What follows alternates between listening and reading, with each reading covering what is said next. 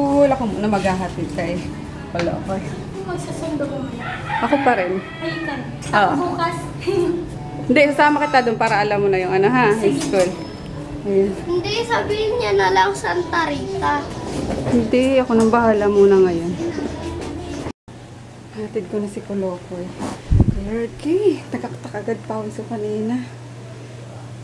Mangiyak-ngayak nga siya. Parang nangingilig yung luha niya nung nasa room na siya palabas na ako ng room niya. Biglang nalungkot yung anak ko. Pero hanggang 12 lang sila ngayon. First day of school lang, opening class lang naman eh.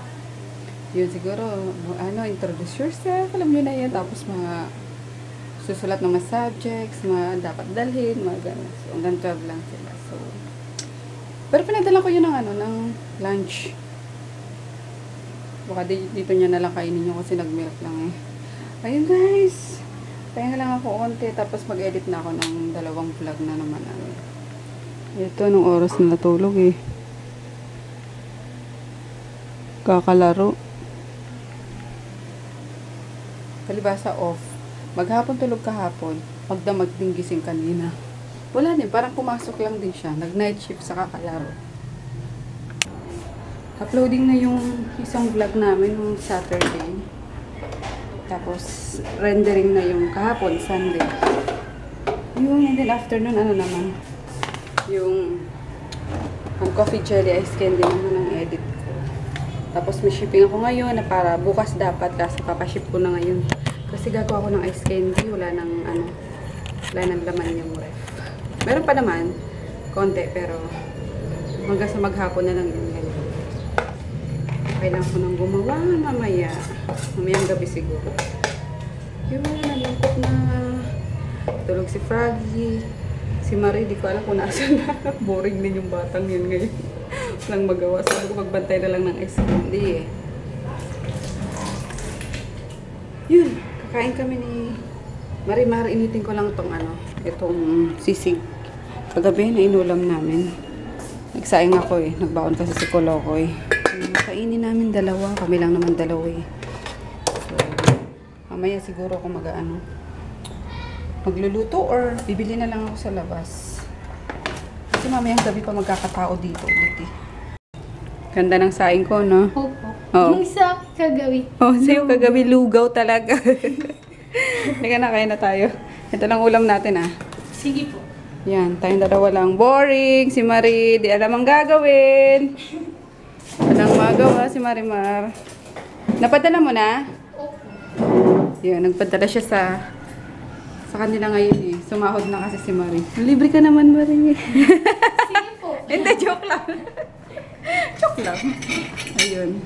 Nagpadala na siya sa pamilya niya. Uy, si Parker, di pa pinapakain, ano? Ay po. O, mamaya may ano pa dyan eh. May atay pa. Kain tayo, guys. Dito ka sa lilim. Ayan. Ang dami ng parents. Sunduan time na kasi. Mas bakit dito lang sa entrance? Di ba pwede doon sa loob? Hindi ata pinapapasok eh. Ito lang ata mag-aantay. At may ID dapat yung mga magsusundo.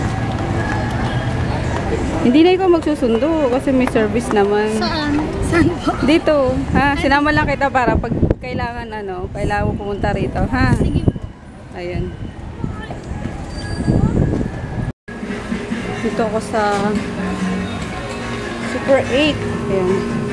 Bila ako ng ingredients pa ice candy. Habang wala pa yung naglalabasan sila ko. Okay, iniwan ko lang doon si Maris sa gate. Sabi ko doon lang yung mag-aalis. Pero pag hindi mo memorize yung sa supermarket.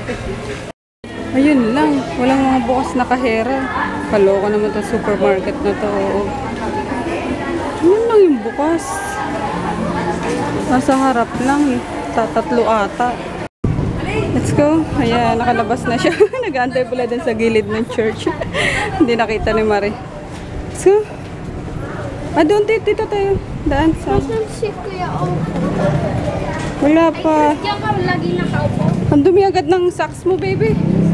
Ayun, grabe. Haba ng pila sa sa Super 8. Pogi ng baby ko. Wow. Si Kuya Jaylord na Opo, sige, kausapin ko si Kuya J-Lord. Ayun, after sundo, luto naman ng lunch. Gising na si Froggy. Pabila ako kay Marie kanina ng chicken breast. Ayan, ititinola ko lang. Kasi may dala si Papang gulay-gulay dito. Sari-sari. Nakita ko ng sayote. Ayun, tapos dahon ng sili. Yun! Walang tayong luya. Pagkalaki-laki naman ng luya na ito. Eh, meron pa pala dito. Yun ang muna gamitin natin. Bawang. Tapos sibuyas. And luya pala. Yeah. Lahat ko kaya ito. Charot lang. Ano pa ba? Ayan. Yan lang naman ang kailangan. Then, nagigisa ko na lang. Mabilis lang yan kasi breast lang naman eh. Tapos yun na rin yung pagkain ng mga aso. Kasi sila nag-aalmusal eh. Ano lang yung pinakain noon. Hindi nga inubos oh. Ang pili ni Gru talaga. Yung dog food lang. Ito kay Stifler oh. Konti lang natira. Si Gru tin-tin-tin. Maano? Napili. Ubos nga din pala di ko loko yung baon niya. Nilagyan ako ng chicken. Ilabas na nga. Baka mabulok na naman ito yung makaligtaan eh.